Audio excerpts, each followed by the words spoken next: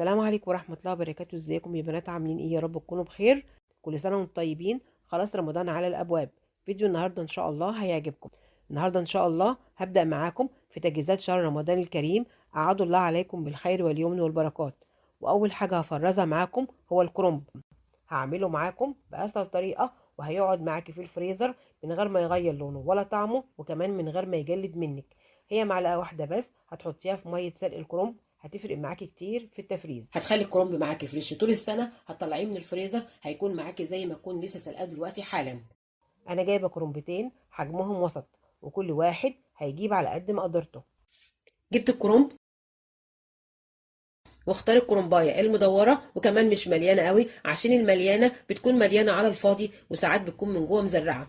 لما تيجي تخبطي على الكرنبايه بتعمل صوت، هتعرفي ان الكرنبايه دي هتطلع معاكي حلوه، وكمان هترمي معاكي ورق كتير. هسلق الكرنبايه زي ما هي سليمه. شلت راس الكرنبايه عشان ورق الكرنب يطلع معايا بكل سهوله. هشيل راس الكرنبايه التانيه بسكينه حاميه. هفرغ الكرنب. بسم الله الرحمن الرحيم.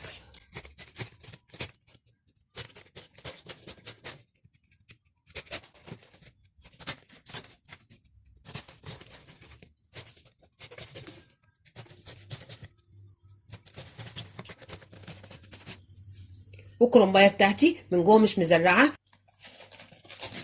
بسم الله الرحمن الرحيم. وفرغت الكرنبايه، وهاخد الكرنبايه واسلقها. وعلشان اسلق الكرنب حطيت ميه في حله تسخن، وهنزل بنص معلقه كبيره من الكمون عشان الغازات. بسم الله الرحمن الرحيم. هقلب. والمعلقه اللي هحطها في ميه سلق الكرنب عشان تحافظ على الكرنب وتخليه معانا فريش طول السنه من غير ما يجلد ولا يغير لونه ولا طعمه، هي معلقه من السكر. السكر ماده حافظه، وما تخافيش السكر طعمه مش هيأثر على الكرنب. كده كده بنحط في خلطه المحشي ملح، وبنحط في الشوربه او في عصير الطماطم ملح. هحط السكر. بسم الله الرحمن الرحيم. وهقلب. ما تحطيش في ميه سلق الكرنب ملح. الملح بيخلي ورق الكرنب يجلد لما بيقعد في الفريزر كتير، وكمان الملح هيخلي ورق الكرنب يتهرى معاكي. السكر ماده حافظه، هتحافظ على ورق الكرنب. لما تطلعي ورق الكرنب من الفريزر هتلاقيه طازه زي ما تكون لسه سلقاه دلوقتي حالا. وقبل ما الميه بتغلي بنزل بالكرنبايه. بسم الله الرحمن الرحيم. بحط الكرنب على وشه، وكل دقيقتين هقلب في الكرنبايه عشان ورق الكرنب كله يكون سوا واحد. وكرنب التخزين ما بياخدش وقت في السوا، عشان التلج بيخلي ورق الكرنب طري شويه. هقلب الكرنبايه على ظهرها. بسم الله الرحمن الرحيم.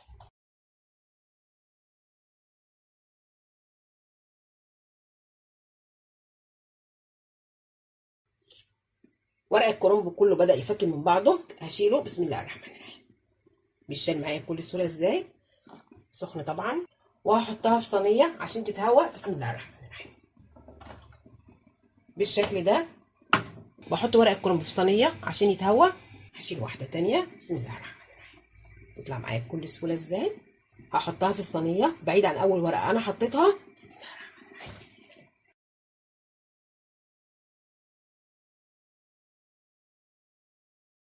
ولما ورق الكرنب بيبرد برص فوق بعضه، واحط في الصينيه ورق كرنب جديد.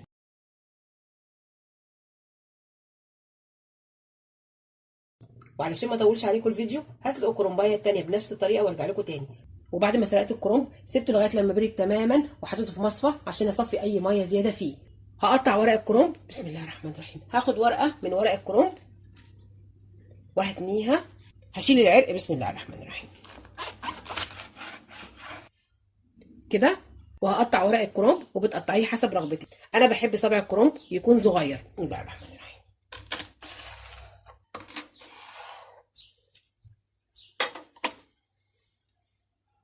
بالشكل ده. هحط ورق الكرنب فوق بعضه. بسم الله الرحمن الرحيم. وهحطهم في طبق. بسم الله الرحمن الرحيم. وهقطع ورقه تانية من ورق الكرنب. بسم الله الرحمن الرحيم.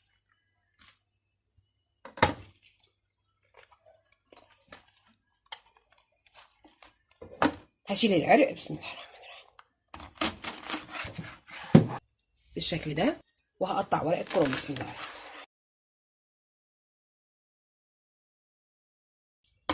وممكن كمان بتلفيه. بسم الله الرحمن الرحيم. بتلفيه رول بالشكل ده وبتقطعيه.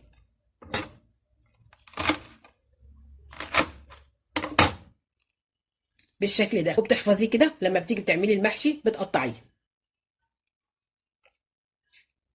بيبقى بالشكل ده، ولما بتيجي تعملي المحشي بتقطعيه. هكمل تقطيع ورق الكرنب وارجع لكم تاني. وبعد ما قطعت ورق الكرنب هحطه في اطباق فل او هتحطيه في كيس تلاجة. بسم الله.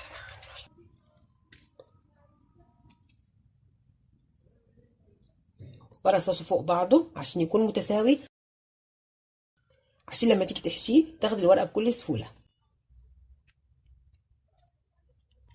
بالشكل ده. وهحطه في طبق الفل. بسم الله الرحمن الرحيم.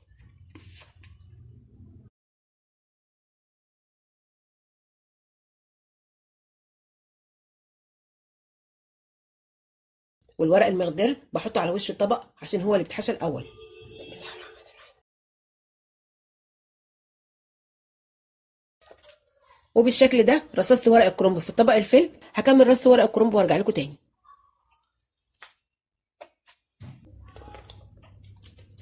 وهغلف طبق الكرنب بالاسترتش او هتغلفيه بكيس تلاجة. وعروق الكرنب بحفظهم في كيس تلاجة، ولما اجي احشي المحشي بحطه في قاع الحله. ممكن كمان بتخليه لعروق الكرنب. وهفرز كمان القلقاس بأسهل طريقه ومن غير ما اغسله ولا اسلقه، عشان لما بتغسلي القلقاس بيفقد القيمه الغذائيه بتاعته، وفي نفس الوقت القلقاس هيفضل معاكي ابيض من غير ما يسود ولا يغير لونه ولا طعمه. مكون واحد بس موجود عندك في البيت هو اللي هيخلي القلقاس معاكي ابيض زي الشمع. هبدأ بسم الله الرحمن الرحيم. واول حاجه هعملها هقشر القلقاس. جايبه القلقاس حجمه صغير عشان يتقشر معايا بكل سهوله. لو هتجيبي القلقاس حجمه كبير بتقسمي الواحده على 2 او على 4 وبتقشريه. بسم الله الرحمن الرحيم.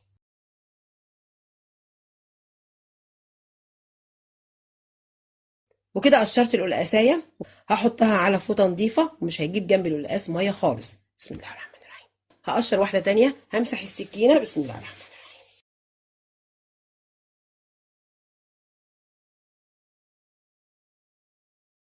هحطها على فوطه المطبخ النظيفه. بسم الله الرحمن الرحيم.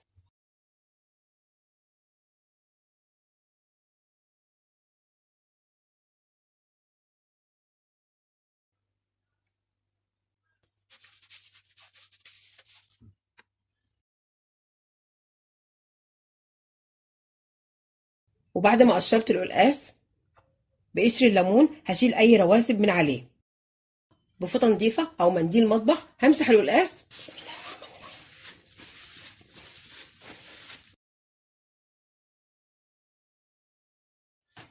وهحطه على منديل مطبخ. بسم الله الرحمن الرحيم. هعمل واحده تانية. بسم الله الرحمن الرحيم.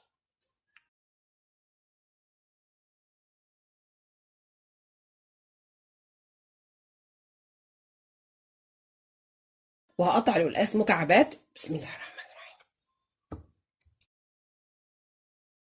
وبمسح السكينه بالمنديل. بسم الله الرحمن الرحيم. وهقطع القلقاس مكعبات. بسم الله الرحمن الرحيم. بتقطعي حجم القلقاس حسب رغبتك.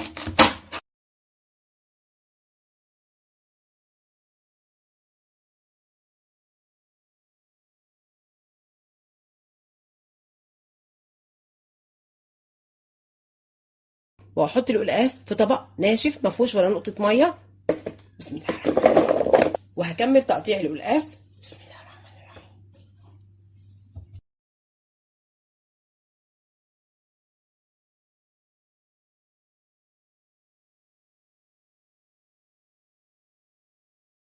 وبعد ما قطعت القلقاس وبسم الله ما شاء الله القلقاس بتاعي ابيض زي الشمع. وعلشان افرز القلقاس من غير ما اغسله ولا اسلقه، وكمان اشيل الماده اللزجه اللي موجوده في القلقاس، واحافظ على القيمه الغذائيه اللي موجوده في القلقاس والمكون اللي موجود عندنا في كل بيت، واحطه على القلقاس عشان يخلي القلقاس معايا ابيض زي الشمع من غير ما اغسله ولا اسلقه، هو عصير ليمونيه كبيره او عصير 2 ليمونه صغيره. بسم الله الرحمن الرحيم.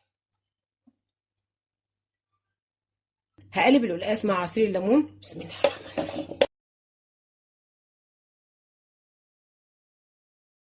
خلطت القلقاس مع عصير الليمون وهحط القلقاس في اكياس ثلاجه.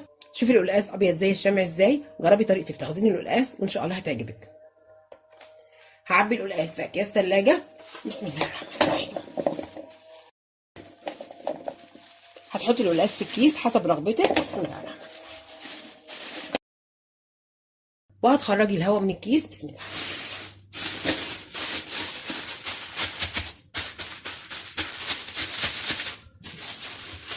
وهلف الكيس، وممكن كمان بتربطي الكيس. بسم الله الرحمن الرحيم بالشكل ده. هعمل الكيس التاني. بسم الله الرحمن الرحيم. هخرج الهواء من الكيس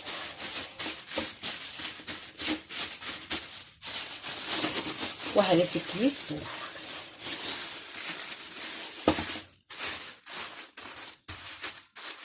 شوفي القلقاس لونه فاتح ازاي، وفرزت القلقاس من غير ما اغسله ولا اسلقه، وكمان من غير ما يسود مني، وكمان احتفظت بالقيمه الغذائيه اللي موجوده في القلقاس. هيطلع القلقاس معاكي لونه فاتح. جربيه على طريقتي وان شاء الله هتعجبك. وعندي الاستخدام، هتطلعي القلقاس من الفريزر، بتنزليه في الشوربه السخنه على طول، وبتعصري عليه نص ليمونيه. جربي طريقتي في تفريز القلقاس وان شاء الله هتعجبك.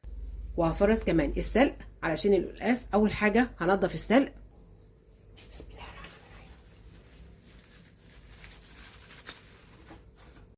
وهاخد ورقة السلق بس، وهرمي العنقود بتاعها بالشكل ده. باخد ورقة السلق وبرمي العنقود بتاعها.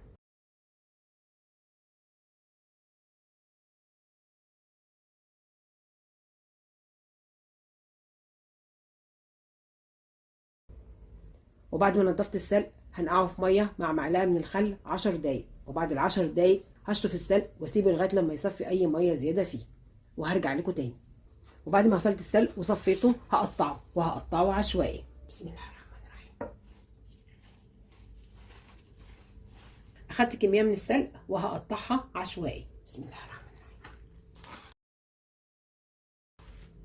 وهحطها في طبق.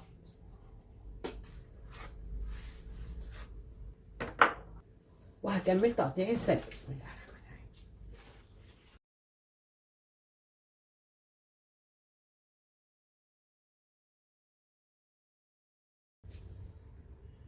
حطيت في طاسه زيت يسخن ونزلت بالسلق، وهحط كمان كزبره خضراء، الورق بس كزبره خضراء بتدي ريحه حلوه جدا للسلق. وهقلب السلق مع الكزبره الخضراء لغايه لما السلق يخفش.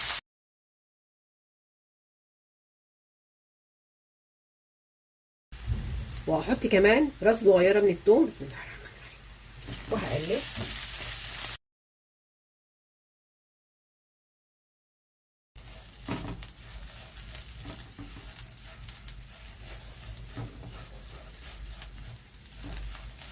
كده خلاص السلق وصل للمرحله المطلوبه، بيخرفش، او بمعنى اصح السلق نشف من اي ميه موجوده فيه. سمع صوته. وكمان الثوم اتحمر. هطفي النار على السلق وهسيبه لغايه لما يبرد، وهرجع لكم تاني. وهنعم السلق في الهون، وممكن كمان بتنعمي السلق في مطحنه التوابل.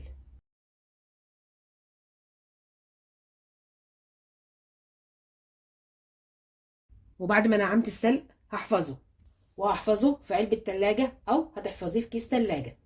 وبعد ما نعمت السلق حطيته في علبه تلاجة، وممكن كمان بتحطي السلق في كيس تلاجة وبتحطيه مع القلقاس. هقفل العلبه وهحفظها في الفريزر. بسم الله الرحمن الرحيم. وهتحفظي علبه السلق في الفريزر، وعند الاستخدام هتاخدي السلق من العلبه بكل سهوله، وهترجعيها الفريزر تاني. جربي طريقتي في عمل السلق وان شاء الله هتعجبك. جربي طريقتي في تفريز القلقاس والكرنب وان شاء الله هتعجبك. واستنوا، رايحين فين؟ لسه هكمل معاكم التفريزات. وهفرز كمان الطماطم بأسهل طريقة، وهتقعد معاكي في الفريزر طول السنة من غير ما يغير لونها ولا طعمها. تعالي معايا شوفي هفرز الطماطم بأسهل طريقة ازاي. يلا بينا. معايا 5 كيلو من الطماطم. هات الطماطم الحمراء الجامدة. جبت الطماطم وغسلتها كويس جدا، ونضفت الطماطم، شلت من فوق وشلت من تحت، وقسمت الطماطم لنصين وحطيتها في الحله بدون ميه. الطماطم لما هتغلي هتنزل ميتها، وعلشان احافظ على صلصه الطماطم وتقعد معايا في الفريزر اطول وقت ممكن، هضيف لكل كيلو من الطماطم معلقه صغيره من الملح. الملح كماده حافظه بيحافظ على صلصه الطماطم تقعد معاكي في الفريزر اطول وقت ممكن. هبدا بسم الله الرحمن الرحيم، وهضيف الملح على الطماطم. 5 كيلو طماطم هحط عليهم 5 معالق صغيرين من الملح. بسم الله. وهاخد الطماطم وارفعها على النار. حطيت الطماطم على النار، هسيب الطماطم لغايه لما تغلي وتنزل ميتها، هدي عليها النار وهسيب الطماطم لغايه لما تستوى تماما، وكل شويه هقلب في الطماطم. الطماطم غليت ونزلت ميتها. شوفي نزلت ميتها ازاي، عشان كده انا ما بضيفش للطماطم ميه. عشان صلصه الطماطم ما تكونش معاكي خفيفه.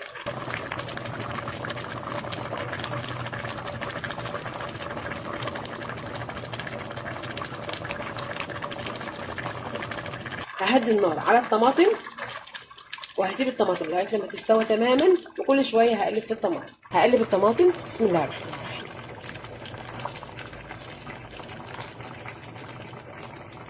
حط الطماطم على نار هاديه.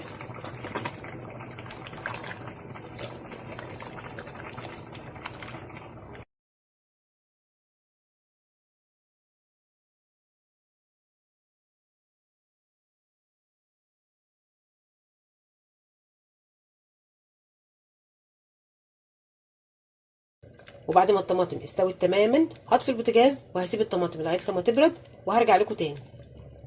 وبعد ما الطماطم بردت هضربها في الخلاط واصفيها علشان صلصه الطماطم تكون معايا ناعمه ما فيهاش بذر ولا قشر طماطم. بسم الله الرحمن الرحيم. هاخد كميه من الطماطم بسم الله الرحمن الرحيم واحطها في شفشق الخلاط بسم الله الرحمن الرحيم. ما بضيفش عليها ميه، بعصرها بميتها عشان صلصه الطماطم ما تكونش معايا خفيفه. بسم الله الرحمن الرحيم. بسم الله الرحمن الرحيم.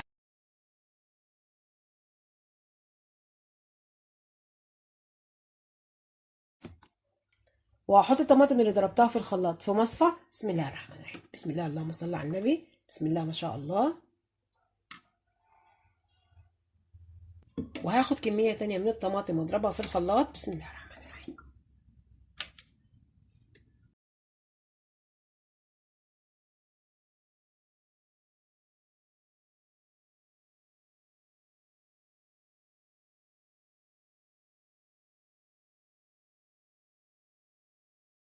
وبعد ما ضربت الطماطم في الخلاط هصفيها. بسم الله الرحمن الرحيم.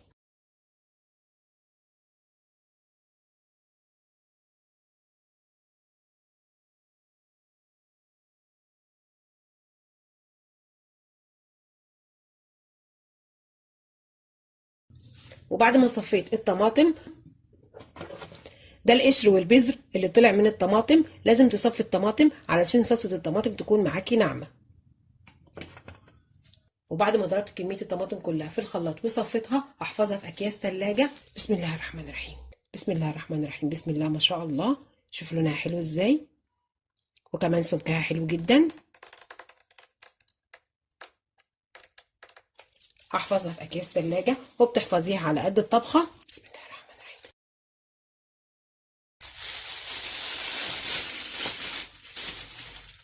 وبتخرجي الهواء من الكيس. بسم الله الرحمن الرحيم.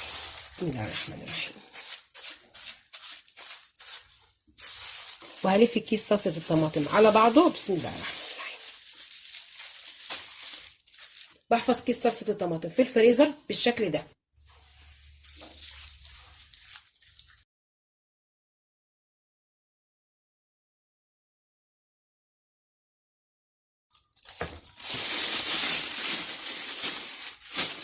هخرج الهواء من الكيس. بسم الله الرحمن الرحيم. وممكن كمان بتربطي كيس صلصة الطماطم.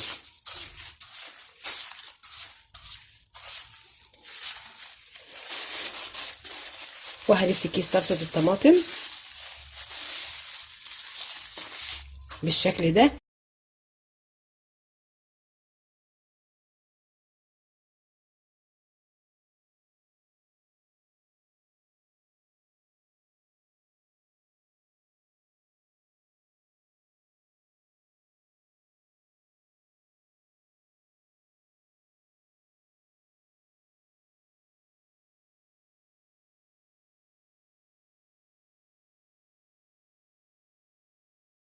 وحطيت كمية صلصة الطماطم كلها في أكياس تلاجة، وخرجت الهواء من الكيس ولفيت كيس صلصة الطماطم على بعضه علشان ما ياخدش مكان في الفريزر.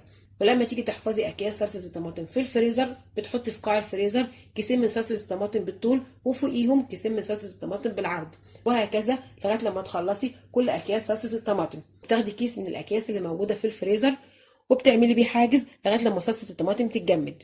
وبالطريقة دي أكياس صلصة الطماطم مش هتاخد مكان معاكي في الفريزر. وده شكل كيس صلصة الطماطم بعد ما تجمد. جربيها على طريقتي وإن شاء الله هتعجبك. بعمل كده في اكياس الفاكهه واكياس الخضار. والملح اللي حطيته على الطماطم ماده حافظه هيحفظ صلصه الطماطم، تقعد معاكي في الفريزر طول السنه من غير ما يغير لونها ولا طعمها. جربيها على طريقتي وان شاء الله هتعجبك. ويلا كميه من الطماطم وفرزيها على طريقتي، واستعد لشهر رمضان الكريم. اعاد الله عليكم بالخير واليمن والبركات. وهفرز كمان الفاصوليا الخضراء بانجح واسهل طريقه، وهقولك ازاي تحافظي على لونها الاخضر، تقعد معاكي في الفريزر طول السنه من غير ما يغير لونها ولا طعمها، ومحتفظه بلونها الاخضر. واول حاجه عملتها في الفاصوليا الخضراء، لقيت الفاصوليا من الشوائب ونقعتها في ميه، وهحط على الفاصوليا فنجان من الخل. بسم الله.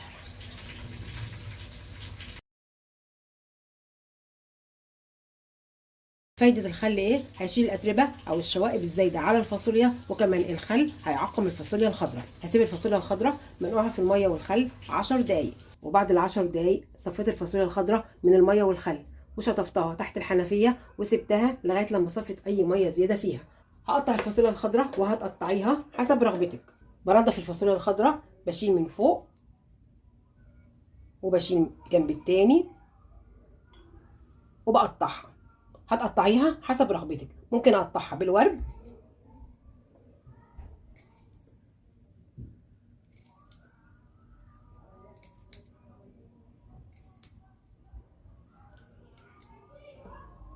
بالشكل ده. بنضف من فوق وبنضف من تحت. في ناس بتقسم الفاصوليا نصين،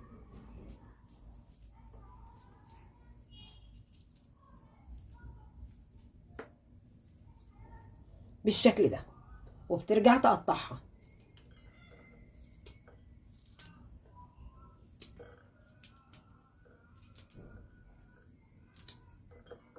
بالشكل ده عشان تزود كميه الفاصوليا الخضراء. بس بالشكل ده الفاصوليا الخضراء بتفقد قيمتها الغذائيه. ممكن تقطعي الفاصوليا الخضراء لقطع صغيره عشان تزودي كميه الفاصوليا الخضراء. بشيل من فوق وبشيل من تحت، وقطعيها قطع صغيره لو انت عاوزه تزودي كميه الفاصوليا الخضراء. بالشكل ده هتقطعيها قطع صغيره عشان تزودي كميه الفاصوليا الخضراء.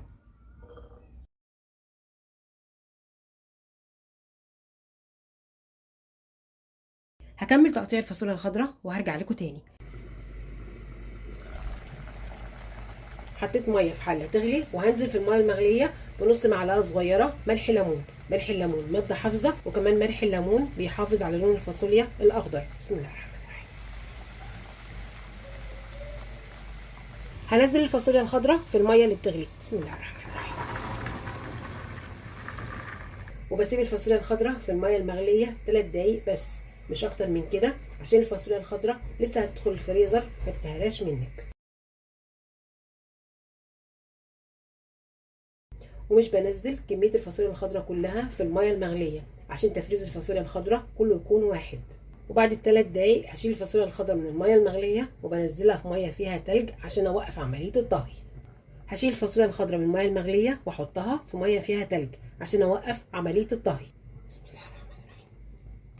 شوف الفاصوليا الخضراء محافظه على لونها الاخضر ازاي. هحط الفاصوليا الخضراء في الميه اللي فيها التلج،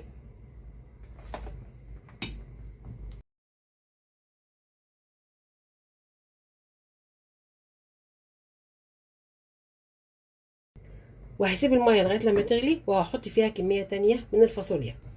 وبسيب الفاصوليا الخضراء في الميه اللي فيها التلج لغايه لما الفاصوليا الخضراء تبرد تماما، وبصفيها في مصفى وبعبيها في اكياس ثلاجه.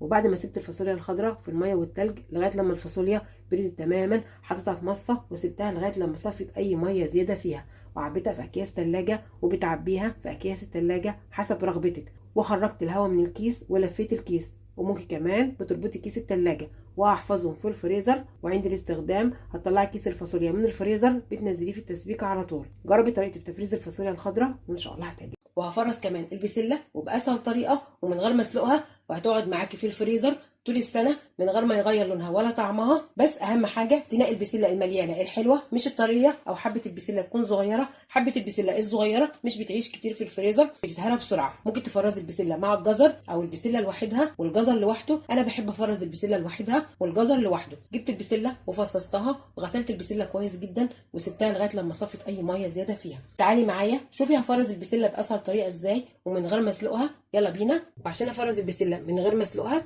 معايا حله وحاطه في الحله ميه، وما تحطيش في الحله ميه كتير عشان الميه ما توصلش للمصفى.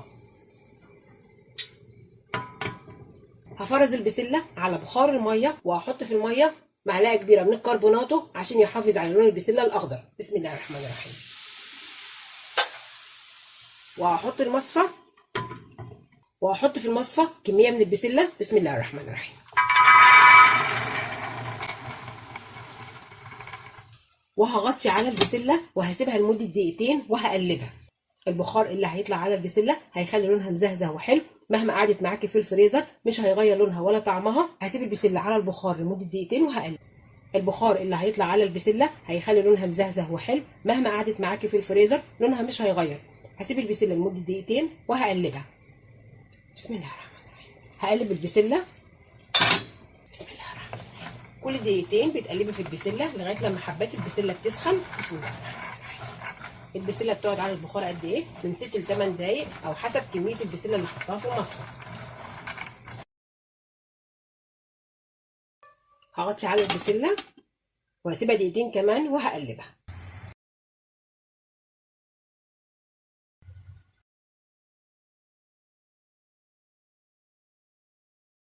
بسم الله الرحمن الرحيم. كده حبات البسله كلها سخنت، وكده خلاص البسله قعدت على بخار الميه من 8 ل 10 دقايق. مش هحتاج ان انا احط البسله في ميه مثلجه ولا اي حاجه خالص.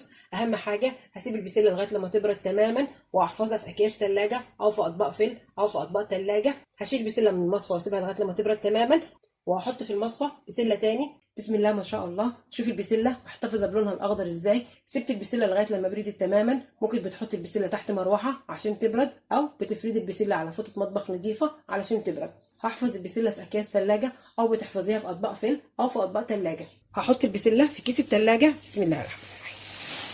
بتحطي كميه البسله في كيس الثلاجه حسب رغبتك. بسم الله الرحمن الرحيم.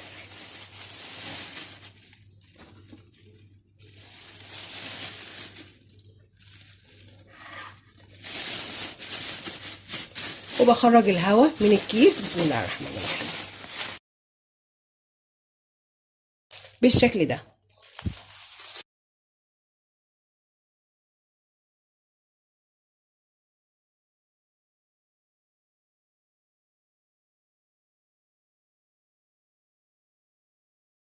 التفريزات بتوفر وقت وتوفر مجهود، بس اهم حاجه انك تفرزي صح. هحفظ اكياس البسله في الفريزر، وعند الاستخدام هتطلعي كيس البسله من الفريزر وهتنزليه في التسبيكه على طول مع الجزر. وبالشكل ده بتوفري وقت وتوفري مجهود. جربي طريقتي في تفريز البسله وان شاء الله هتعجبك. احسن وقت لتفريز الخضار والفاكهه هو شهر 2 وشهر 3. انتهز الوقت وفرزي على قد ما تقدري خضار وفاكهه. والنهارده فرزت معاكم الكرنب والقلقاس والبسله والطماطم، وفرزت كمان الفاصوليا الخضراء باسهل طريقه. جربيهم على طريقتي وان شاء الله هتعجبك. يا رب تكون حلقتي النهارده عجبتكم، وما تنسوش تعملوا لايك وشير الفيديو واشتراك للقناه وتفعيل زر الجرس عشان يوصلك مني كل جديد. كل سنه وانتم طيبين. السلام عليكم ورحمه الله وبركاته.